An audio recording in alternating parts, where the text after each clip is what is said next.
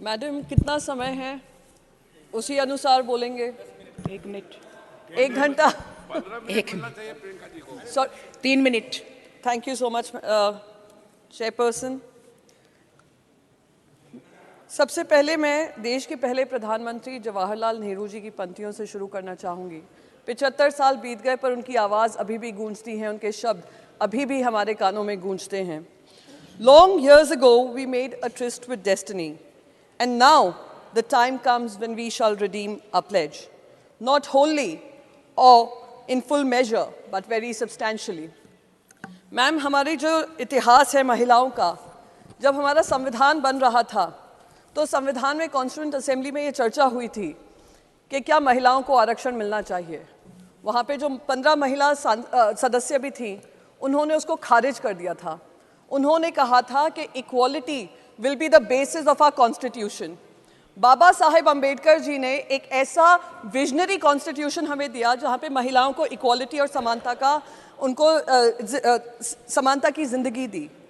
पर दुर्भाग्य इस बात का है कि 75 साल में जो महिलाओं को जगह मिलनी चाहिए थी, स्टेट असेंबलीज़ हों या केंद्र में हों, वो हमें मिली नहीं। इस वजह से आज हम इस रिजर्वेशन की चर्चा कर रहे हैं। आज अगर हम रिजर्वेशन की बात करते हैं, ये लड़ाई हमारी जो शुरू हुई है, इतने सालों से ये लड़ाई लड़ रहे हैं, तो मैं तो ये एक ऐतिहासिक पल मानती हूँ कि मुझे इसमें शामिल होने का सौभाग्य प्राप्त हुआ और इस बिल का समर्थन हमारी पार्टी कर रही है। पर हमारे साथ 2 दिक्कतें हैं जो मैं आपके सामने साझा करना चाहती हूँ। सबसे पहले तो 9.5 साल बाद 2014 के मैनिफेस्टो में, 2019 के मैनिफेस्टो में वादा था कि महिलाओं को आरक्षण मिलेगा, पर वो आरक्षण को आते आते 9.5 साल लगे। जेपी नड्डा जी ने बहुत सारी बातें कही। उन्होंने कहा this is the only way we can give reservation. मैं कहूँगी with due respect to him, this is not the only way we can get representation and reservation. 2010 का बिल ले आइए। 2010 का बिल लागू होता अगले लोकसभा इलेक्शन से। आप 73rd और 74th अमेंडमेंट देख लीजिए, वो फ्यूचर डेट के नहीं थे, वो इमीडिएटली इम्प्लीमेंटेबल थे। पूरी दुनिया में कोई कानून ऐसा नहीं बना होगा जो आने वाले 7 साल बाद लागू होगा। तो ये महिलाओं के साथ ये जो हो रहा है, मैं मानती हूँ उनको एक झुंझुना दिखाया जा रहा है कि आरक्षण तो दे रहे हैं, पर आरक्षण के साथ हम कंडीशन भी रख रहे हैं। दरवाज़ा तो खोल रहे हैं पर 7.5 साल तक आपको उसमें एंट्री नहीं देंगे, ये कह रहे हैं साथ में। मैं पूछना चाहती हूँ, क्या आपको रोक रहा है? कौन सा कॉन्स्टिट्यूशन का हिस्सा है जो आपको रोक रहा है इमीडिएट इम्प्लीमेंटेशन से?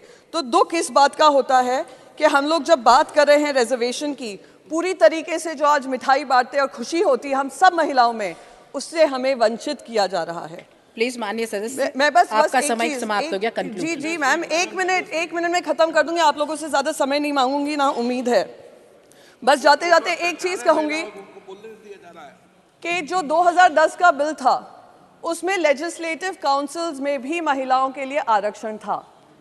तो लेजिस्लेटिव काउंसिल और राज्यसभा में आप भी सांसद हैं, मैं भी सांसद हूं।